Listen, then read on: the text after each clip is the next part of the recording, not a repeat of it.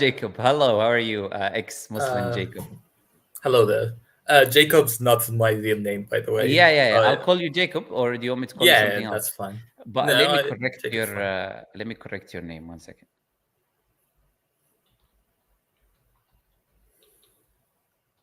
There you go. I think that is a lot more appropriate. There you go.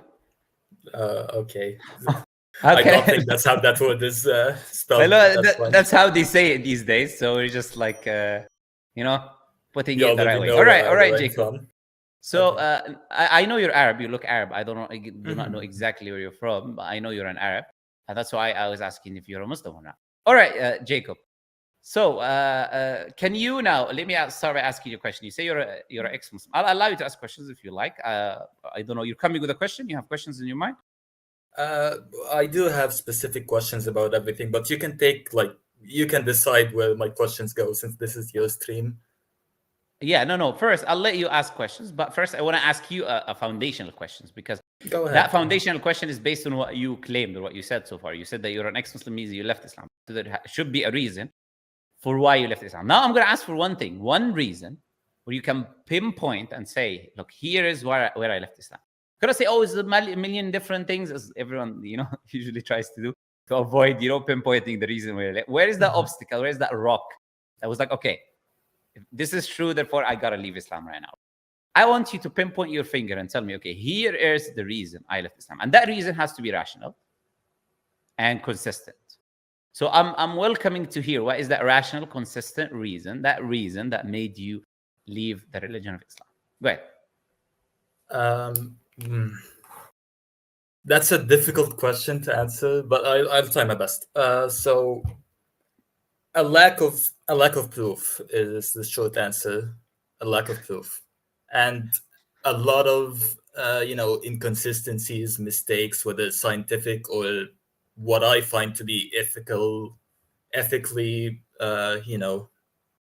incorrect in my opinion. Which I understand the argument for these is that I'm not, I don't have the right to say that this is unethical or not, since it's God's word.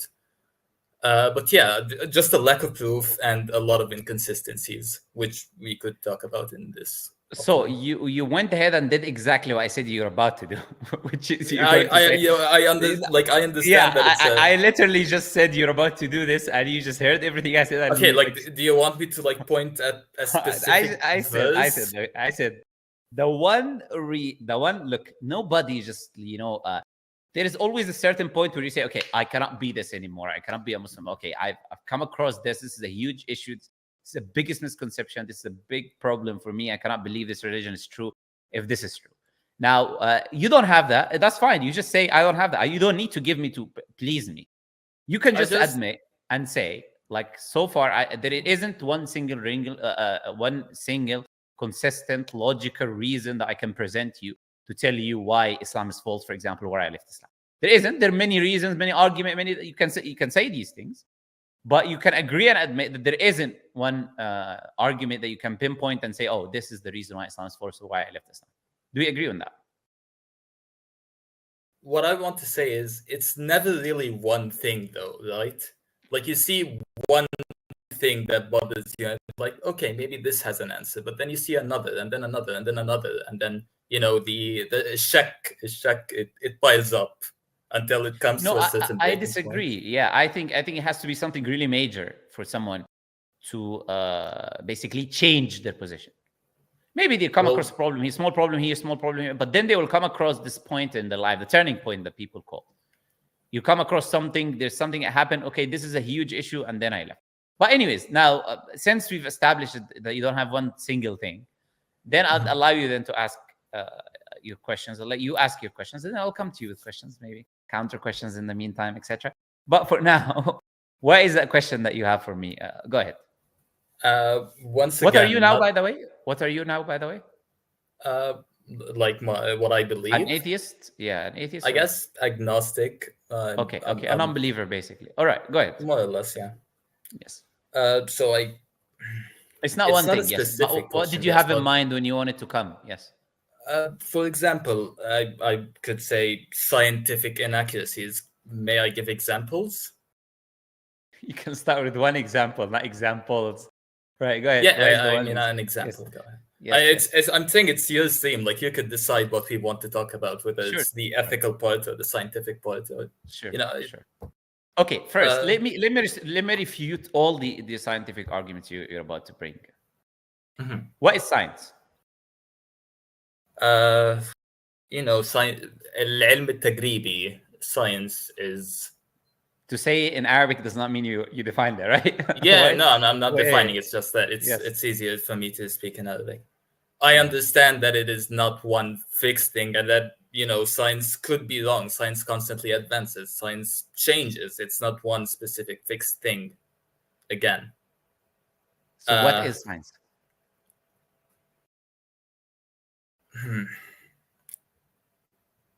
I can't give you a definition. You could give you a definition. Okay, so let's agree first.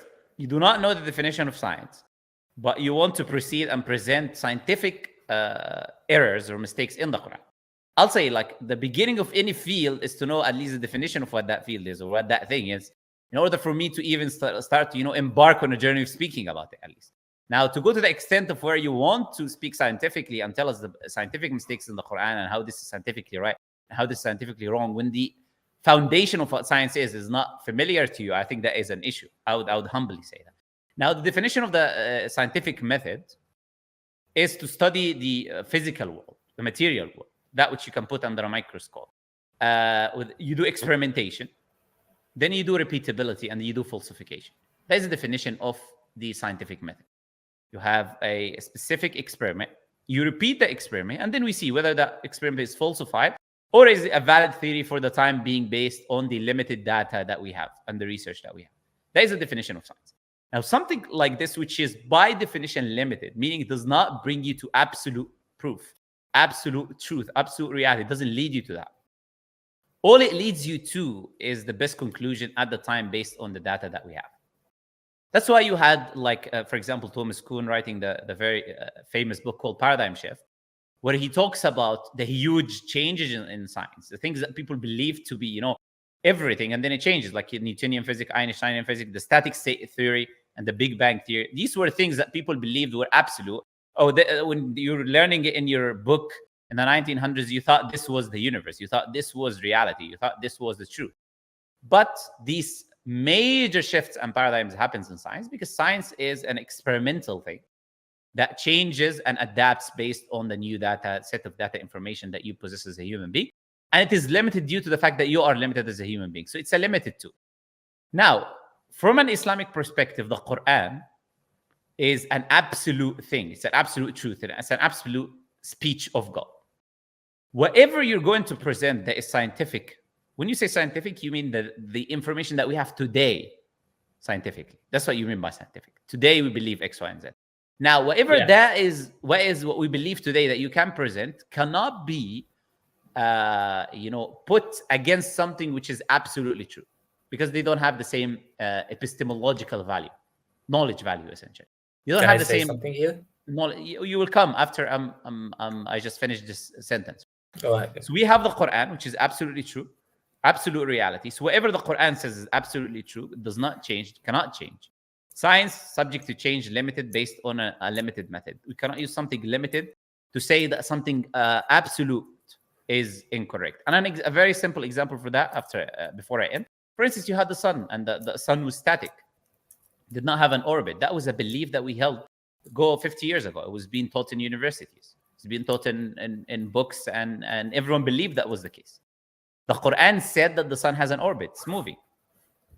And that was wrong that time. So you, Jacob, if I were to bring you, 50 years ago, and we had this conversation, you say, oh, I have a scientific error. Look, the Quran is saying the sun is moving. That's what you would be saying. But you will be incorrect because our belief that time was incorrect. And what the Quran was saying was accurate and was correct. So therefore, I'm saying whatever you're going to present scientifically based on that is flawed. And it's not an argument that can be used against Islam. Now, what did you want to say? What I was going to say is, you said that, Islam or the Quran or what, is the absolute truth.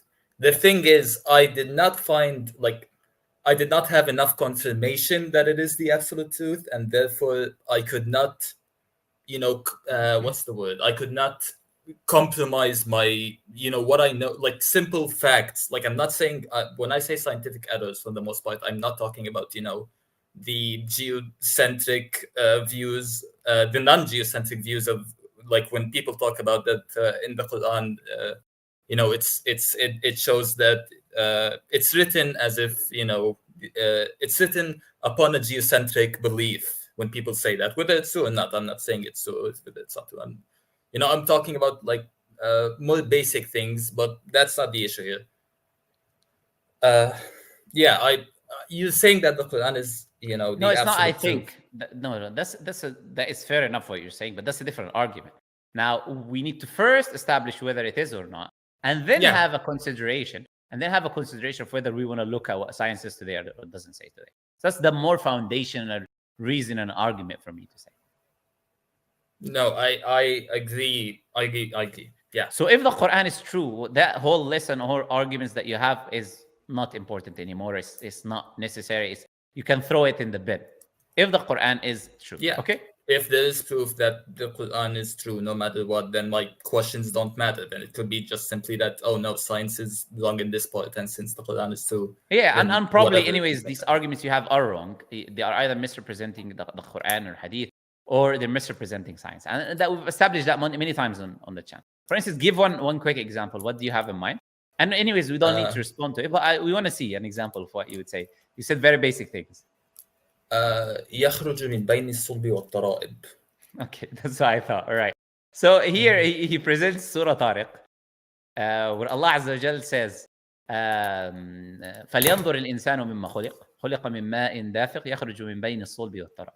Now my question to you is, now you're Egyptian, I'm assuming, but let me ask you this question as someone who speaks Arabic. Mm-hmm.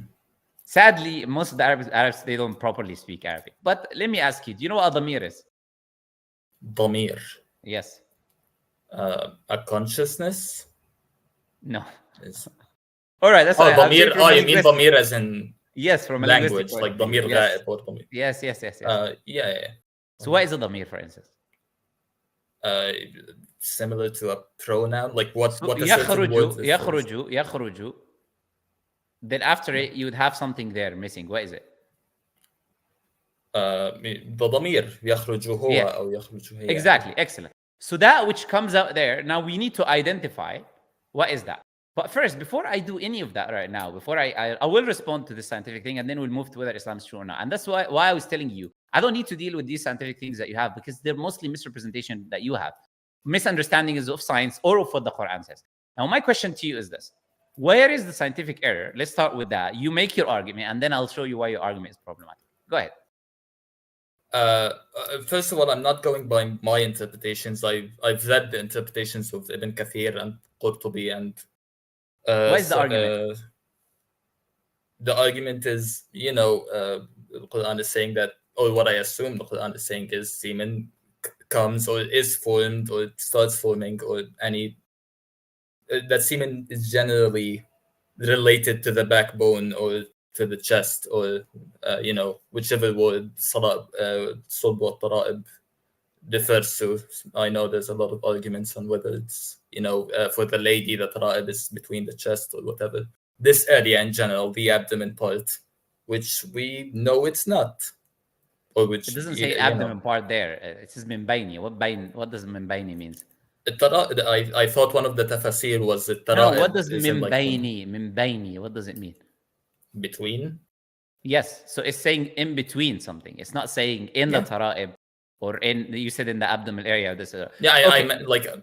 Yes. All right. So you're first, you said semen.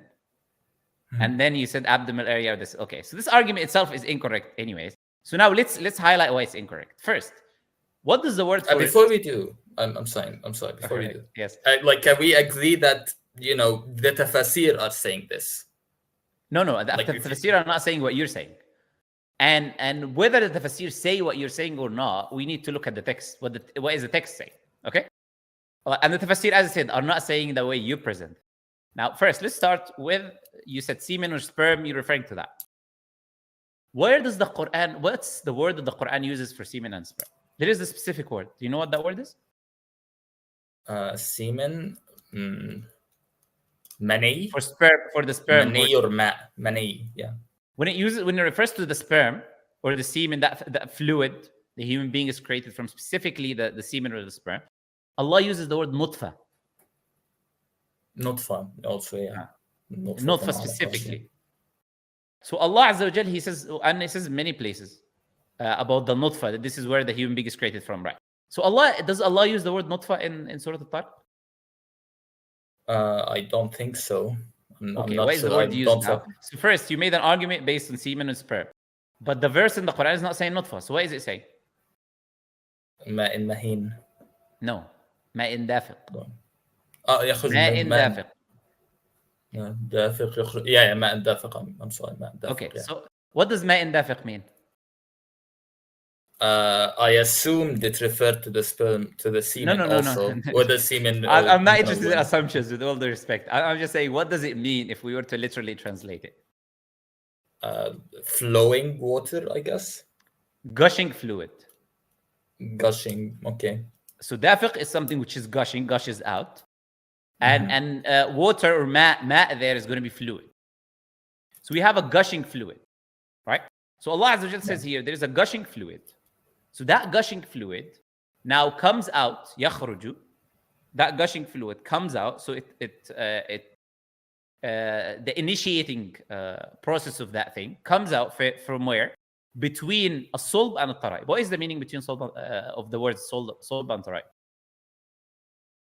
What I know is that it's not, people, mufassirin, mukhtalifin.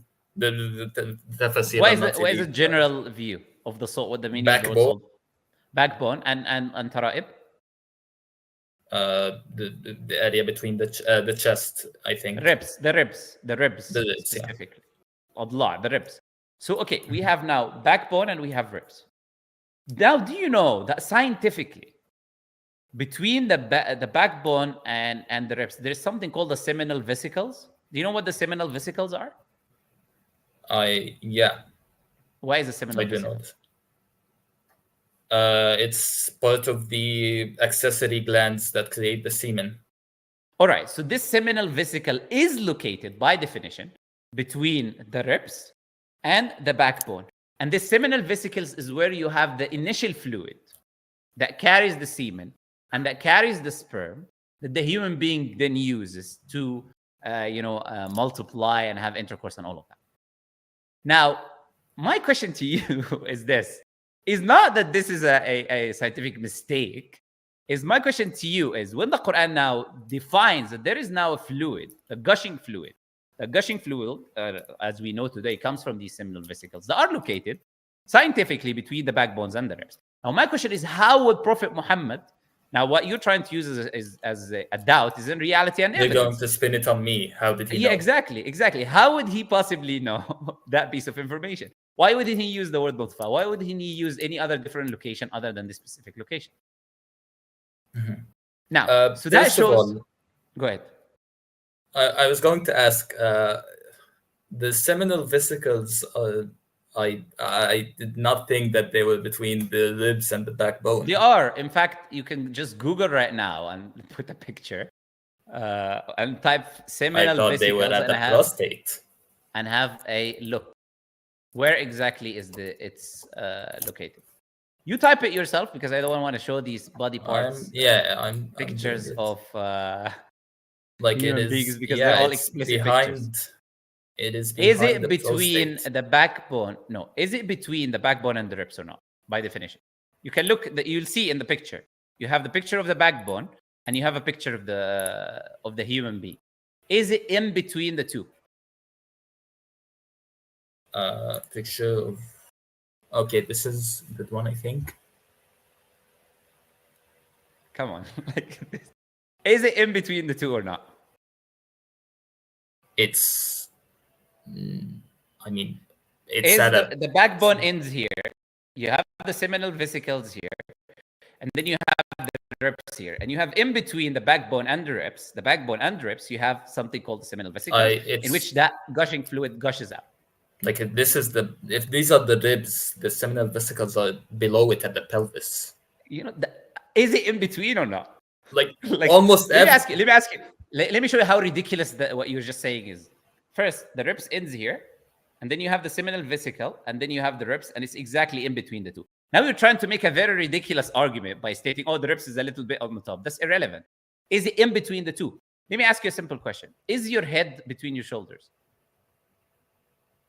Can I say that you have a head between your shoulders? Your head is between your shoulders. Linguistically, yeah. Okay. So when you come with a very ridiculous things trying to say, oh, it's a little bit up, it's a little bit down, that's irrelevant. In reality, when Allah uses the term that the seminal vesicles are in between the backbones and the ribs, and it is here, then by definition, it is in between the backbones and the ribs. Do you agree on that? If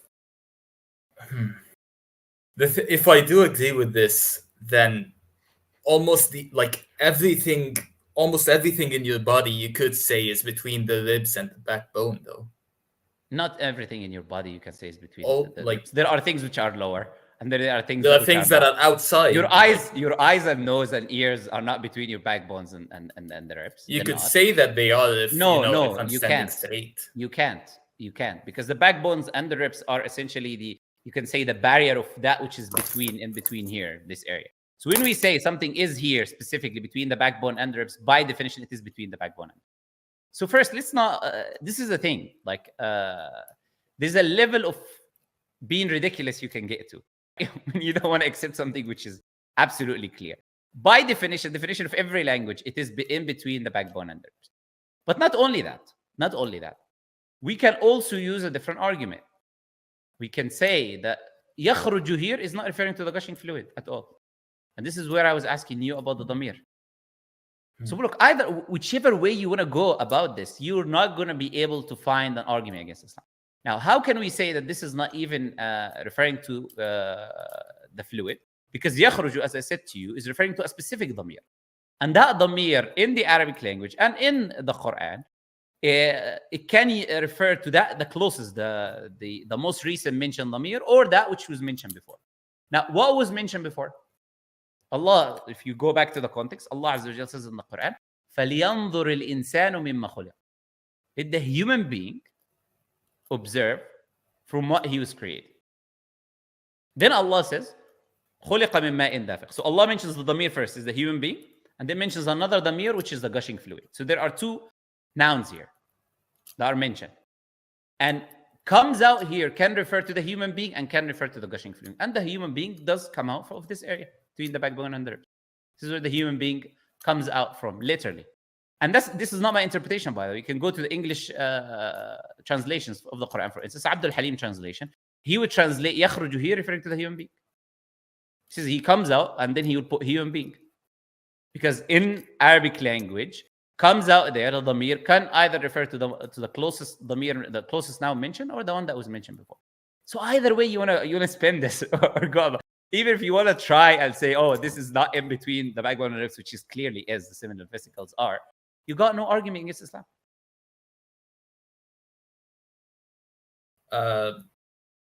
Is it my turn now? Yeah, of course. Go ahead. So what you're doing right now is part of my problem with Islam, where any question that I can ask scientifically does have an answer, in other this. I'm not the first person who discovered this. This has been asked to a lot of Muslims, and there's always an answer. What I'm really not trying to be hypocritical or anything, but I really think you're stretching it. That's what I think. And I'm sorry, by the way, for pausing. This is my first ever interview with anyone of the sort. I'm sorry for disrupting. I'm waiting for the argument. Yeah. I'm saying that there'll always be an answer. You can always, stretch the meaning of words. So let me get this straight. This is your argument. Your argument against me giving you an answer is that you're always going to give me an answer, brother. So because you're always going to give me an answer, and Muslims are always going to find an answer. Okay, when you claim I stretched something, now go ahead, tell me which part in what I said was a stretch. Go ahead. Which part did I say that it was not? Which part in what I said was not accurate? The part between it being from the ribs to the backbone. I'm not saying it's inaccurate. I'm saying that, yeah, technically you could say that the seminal vesicles is in that area, but that's what I mean by stretching the definition. It's not at the same level of the ribs. Is it linguistically correct to say the seminal vesicles are between the backbone and the ribs? Is this a false statement or a correct statement? I'm saying I'm not saying you're lying. I'm saying it's a stretch. I'm not saying you're saying I'm lying. I asked a very specific question. No. Would I say that? I guess linguistically, yeah, you could say that it is between the ribs and the backbone. No. I guess we're talking about actual facts. I'm not a linguistic, scientist. I could be. I give you an example for that reason. Now, I told you your head between. I give you an example for a reason, because this is how language is. So you just admitted yourself that linguistically there's nothing wrong with that statement, and if that statement is correct linguistically, it's also correct scientifically. We know that the seminal vesicles is where the gushing fluid comes out, which carries the semen or the sperm, which then the human being is created from. So you just admitted to yourself that there is no stretch here. Number two, didn't I give you an alternative explanation or an argument as well to understand the verse? That even if you didn't want to use the idea of the seminal vesicles, it's also valid Islamically from an Arabic language and from a rational perspective. Did I do that or not? Yeah, you did. No, I'm not saying that this is, I could be wrong about the sperm thing. The entire verse could be correct. I'm not saying that this is like, this has been disproven, and my claims are, completely shattered. This could be true. What you're saying. No. I'm not asking about could be, would be. I'm asking about realities. In reality, do the two arguments that I've presented refute that there is a problem scientifically in this verse here in any way, shape, or form?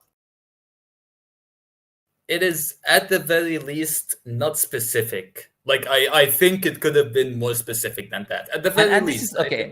Thank you for thank you for presenting the issue with the people who come and claim they're ex-Muslims. This is the issue that you have. The issue you have is not irrationality. It's not consistent logical reasoning or any of that. Because when you're given responses and answers to the questions that you have, you don't accept them. Even though they're outwardly clear, rational, 100% accurate, there's no issues. The statement you admitted yourself is 100% accurate. We said the human being, which would be completely accurate as well. If we were to take the interpretation that yakhruju there, al-damir is about the human being, it's not about the sperm. Both of them refute your argument about the sperm, and because it was not saying sperm anyways, refutes the argument that you're making, that there is a scientific issue. If anything, it mentions something scientifically that you need to explain. How is it mentioning that something is scientific? Yeah, I'm saying I'm agreeing with you. I'm not agreeing. I'm not saying that this is a scientific error. Now, this could be very well scientifically true. It's not could be. It is scientifically true that there's something called. Okay, for the sake of the argument, I'm saying. No, not for the sake of the argument. This is what I'm saying. This is my problem. You're rejecting facts, realities. It's a fact that the seminal vesicles produces a fluid that carries the semen and the sperm. That's a fact. It's a fact that they are in between the backbone and the ribs. This is a fact. None of this is, for the sake of the argument, you're accepting it.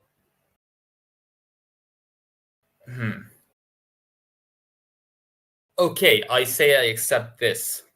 I accept that the seminal vesicles is between the ribs and the backbone. This is, first of all, it's not my only problem. And second, I still think... No problem. I never said it was your only problem. I made a claim when I talked to you. The claim I made is that these arguments that you claim are scientific issues in the Qur'an are in reality your misunderstanding, your misrepresentation of both science and what the Qur'an says. And I made you give an example for only one specific reason, to demonstrate that this is the case. Because I didn't choose the example, you did. You could have brought anything. No, yeah. You could have brought from a million different examples. You could have brought anything.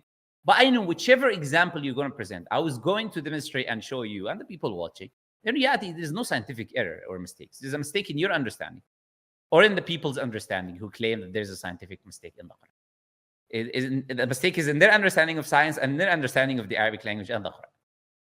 Now, let's move on to like what we said, so we can complete and finish this discussion with it. Islam being true or not being true, because we said that is the foundation now, and everything else now is irrelevant. You keep bringing me examples. We can spend time on each example, 30 minutes on each example. No. I don't think irrelevant. this would be very helpful. Yeah. So what is relevant or not relevant is whether the Quran is from God or is not from God. Now, my question to you is this: what is the compelling evidence? What is the argument that you accept? What type of evidences, epistemologically, that you use? You know, epistemology is a study of knowledge, basically. You say this is proof 100% for me that Islam is true. What would be something convincing for you right now that Islam is true or false? It's true. Let's just say true. What is compelling evidence that Islam is true for you? What is the criteria for you? That if you see something, you say, okay, that is evidence, I accept now Islam is the truth. What is the criteria?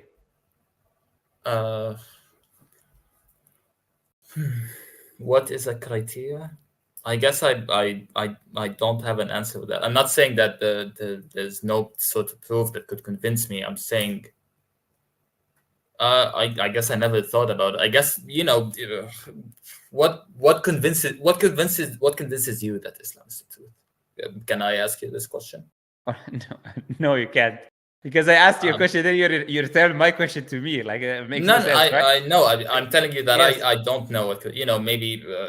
But do you know why I'm asking you this question? I think I do, yeah. Tell me why. Because it's a very important question.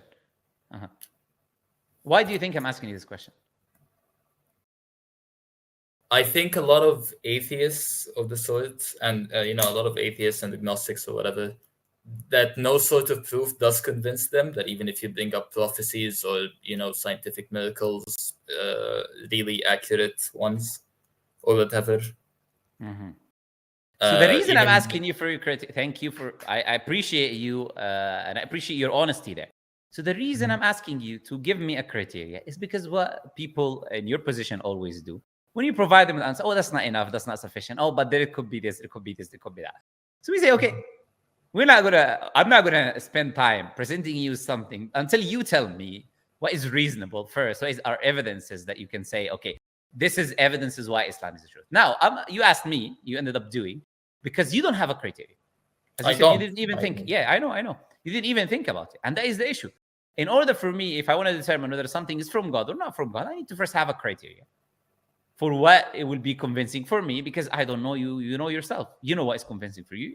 You know what's not convincing. And go to a different person, give him an evidence. He's already believing. I come to you, say, oh, no, that doesn't make sense. People are different. So that's why I asked you specifically, what is the argument that is going to convince you? Now, what I'm going to say is this, very simple. You ask me, what is the proof I have? It's not that Islam is the truth or why I believe Islam or I know Islam is the truth. And I already have like a video on my channel, like a 1-hour lecture where I talk about that. Again, I'm going to say it very simply, very quickly. There are different types of evidences. There are different types of evidences, right? Why Islam is the truth. And in each type, there's individual examples. For instance, you mentioned a type when you were speaking, which is prophecies. Prophecies of the future. That's one example. We know that human beings do not know absolute future. They do not know what is going to happen. They do not know that which is to come. We're bound by the time-space continuum that we live in the universe. We do not know everything that is going to come about or happen. So if the Prophet ﷺ were to make tens of prophecies, they're all accurate, they're all correct, none of them are false, none of them are inaccurate. You have these examples in which I say these are the examples now. In that type of evidence is prophecies of the future. And then you have multiple different examples. Another type is the knowledge of the natural world. I don't use the term scientific for them, but Allah speaking about describing the natural world, because he's describing them objectively the way they are. They cannot change. They are the way Allah said they will be. So you have the natural world, Allah describing the natural world, describing expansion of the universe, describing embryology, describing many different things that the Qur'an talks about.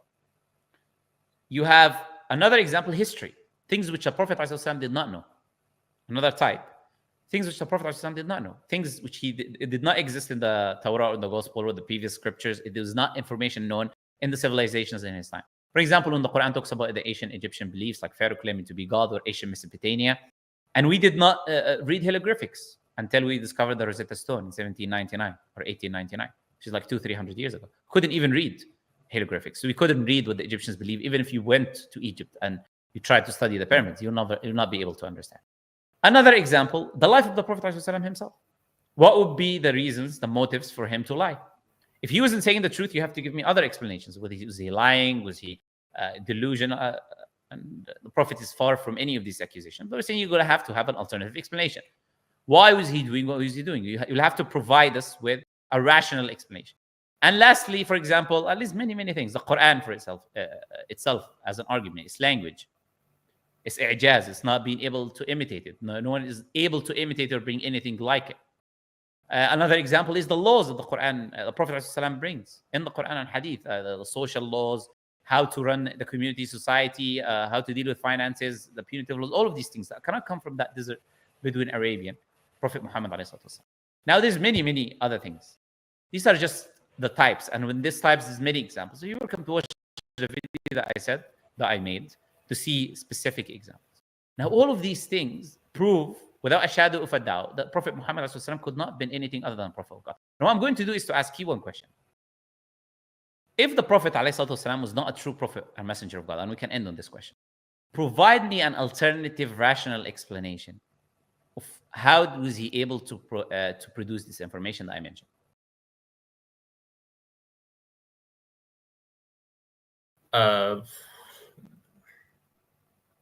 Well, an example could be like for some of the things that he learned was that he was a trader for a big time a big time of his life. He could have known it from other people.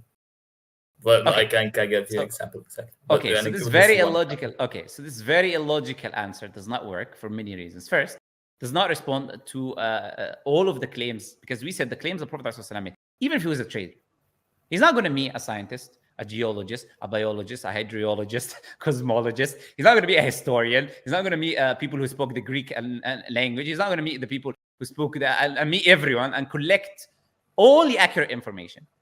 If it was hearsay and he was taken from the people and he was trading, the book would be full of problems, would be full of issues. It would be full of the beliefs that the Greeks had, for example, or be full of the beliefs that the Persians had, or the beliefs that the Byzantines had at the time, because he was taking information from them. But the Quran reflects anything opposite to that. It reflects belief which are opposite to what these people used to believe. So that cannot help you. It will not also answer the point of the future. Being a trader, you're not going to meet, some guy coming with a time machine from the future to tell you what was happening that time. So he's not going to respond to the idea of prophecies. So can you present me with a rational explanation, an alternative, something that actually works, that can make us believe and explain? And meeting a trader is not going to help you with producing an Arabic text that is now has its own genre in the Arabic language, the most eloquent speech in the whole Arabic language that cannot be imitated. That is not going to help you as well. So can you present me with a rational explanation? If Prophet Muhammad ﷺ was not truly a messenger of God, give me an alternative explanation. How did he produce or do these things? I guess no, I really don't have an answer for that. All right. So if the Prophet ﷺ could not have done any of these things except if he was a messenger of God, then he is? Waiting for you to say. Would that be proof that he is really the messenger of God? Okay. So it's an objective fact, an objective reality, that the Prophet Muhammad ﷺ is a messenger of Allah. It's a fact. It's a reality, because you can never produce an alternative explanation that he would have been able to do the things that he did. And by the way, one or two of these things by themselves are enough of evidence to show that he is a messenger of God. But when you put them all together, it becomes an impossibility that he wasn't truly a messenger of God, because he didn't claim this is my information. He claimed that this is from the Creator. So now my question to you now, if he could not have been anything other than a messenger of God, then why are you not back to being a Muslim?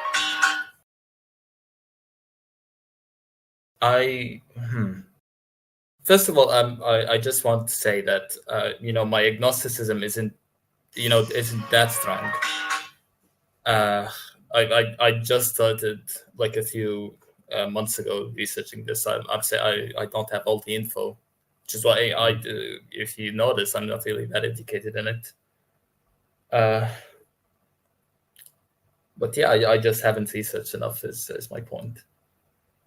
Okay, so what I've done right now is what I can do, which is to demonstrate the rationality behind first the claims that you have were not true, and that they were all now triumphed by the idea of presenting that Prophet Muhammad ﷺ was a messenger of God. Now, all of these scientific things that you brought, even though I would easily respond to each of them and give you a response why you're saying is incorrect anyways, from a scientific and from a linguistic point of view. But that is just spending time for no reason. We shatter the basis, the foundation, and then this is how we save our time.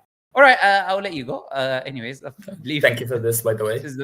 Yeah, that's fine, no problem. Just consider what I said. I know if the Prophet ﷺ was a true messenger of God and you died in the state that you are in right now, there's only one place that you're going to go. And you know that very well. Because if you claim you grew up, we have no proof that you actually grew up in a Muslim community or society. We don't know. I could ask you questions and then you end up being a Coptic Christian or something else. We never know. Anyone can claim anything on the internet. But that's irrelevant. The truth is, if someone dies on that, Allah clearly says in the Qur'an that whoever turns away from his religion, خلاص, his deeds is done. And no, this is in the hadith. Their deeds are gone in this life and the hereafter, and they will be in the hellfire. So I'll let you ponder and reflect on what we said today, and yeah, hopefully, inshallah, you will realize that there's no such thing of what you are saying, and that Islam is the truth for you to follow. All right, Jacob, again, call you that. Bye bye. I'll let you go now. See you.